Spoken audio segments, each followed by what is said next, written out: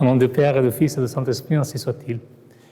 Chers enfants, je voudrais vous raconter une histoire tirée de l'Ancien Testament. Vous savez, l'Ancien Testament, c'est l'histoire de l'humanité même, de l'histoire du salut, qui commence à la création de l'homme et arrive jusqu'à nos jours. Et je voudrais vous parler d'une histoire qui se trouve au tout début, à toute la fin de l'Ancien Testament. On est à la frontière avec le Nouveau Testament. C'est un livre qui s'appelle le livre des Maccabées, et c'est l'histoire d'une famille, la famille des Maccabées, qui vont reporter le culte du vrai Dieu dans la terre d'Israël. En effet, chers enfants, les Juifs étaient revenus de l'exil de Babylone. Ils avaient recommencé le culte du vrai Dieu. Mais malheureusement, une partie du peuple hébreu, le peuple élu et aimé par Dieu, s'était éloigné de ce culte. Il était tombé dans le péché d'idolâtrie. C'est un péché très grave contre la religion. C'est adorer un faux Dieu. Mais il y avait encore une partie des bons Juifs qui honoraient et vénéraient le vrai Dieu dans le temple de Jérusalem. Et Dieu, pour montrer qu'il était attristé par cet abandon de son peuple, il permit que les rois de Syrie, les méchants Antiochus, envahissaient le pays d'Israël, qu'ils profanaient les temples, les lieux les plus sacrés d'Israël, et qu'il commença une persécution contre les vrais juifs, les bons croyants, en les empêchant de rendre le vrai culte, en les torturant, en les tuant aussi. Et grâce à cette persécution, beaucoup de Juifs tombèrent dans l'idolâtrie par crainte de subir des tourments, de mourir. Mais il y avait l'héros de notre histoire qui s'appelait Éléazar. Éléazar était un révérend vieillard âgé de 90 ans qui voulait continuer à adorer le vrai Dieu, le Dieu de ses pères. Et Antiochus, par ses ministres, ses hommes, il cherchait de lui faire régner sa foi, de lui faire manger la viande de porc, qui était, comme vous savez, interdit dans la loi de Moïse. Mais Éléazar avait toujours refusé. Il était très, très, très fort dans sa résolution de jamais adorer des faux dieux. Tant qu'il arrivait la sentence de mort pour ce pauvre vieillard.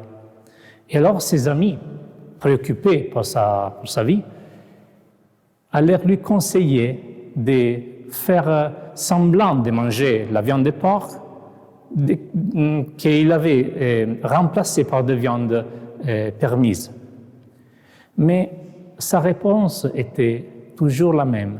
Non, mes amis, je ne ferai pas cela parce que peut-être j'irai à sauver ma vie, c'est vrai, c'est peu qui reste de ma vie, comme je suis très âgé. Mais aux yeux des jeunes, qu'est-ce que serais-je?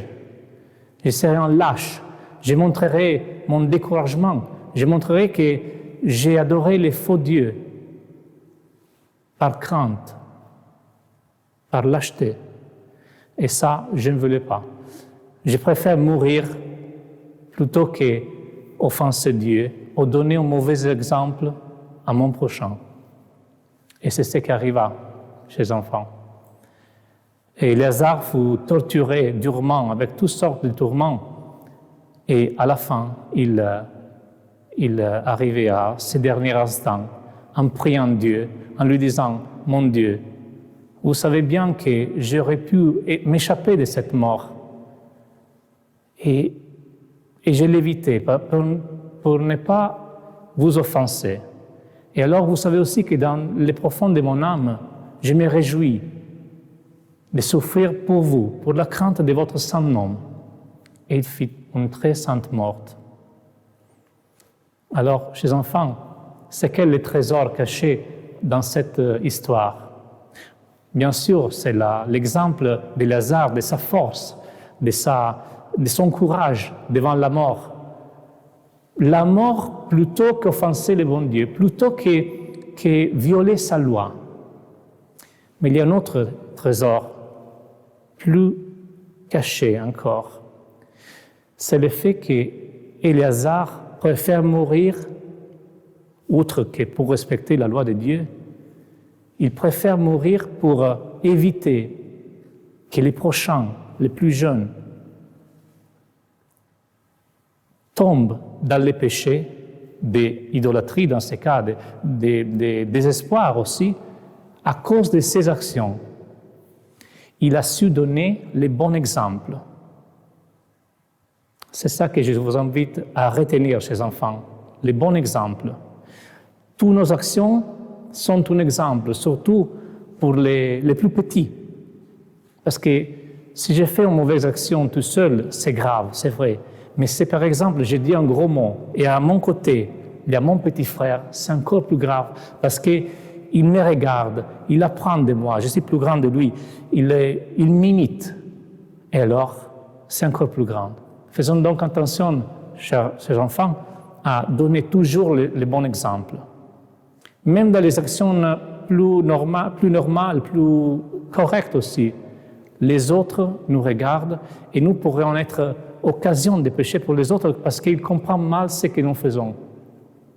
De toute façon, Éléazar aurait pu manger de la viande licite permise, mais les autres auront cru que c'était de la viande de porc et par là, ils auraient commis un péché. Alors, chers enfants, efforçons-nous de toujours donner les bons exemples. Demandons-nous dans notre cœur, devant une décision à prendre, une action à faire, qu'est-ce qu'il ferait notre Seigneur Jésus-Christ à ma place? Qu'est-ce qu'il ferait? Et avant de dire une chose qui pourrait aussi offenser quelqu'un ou créer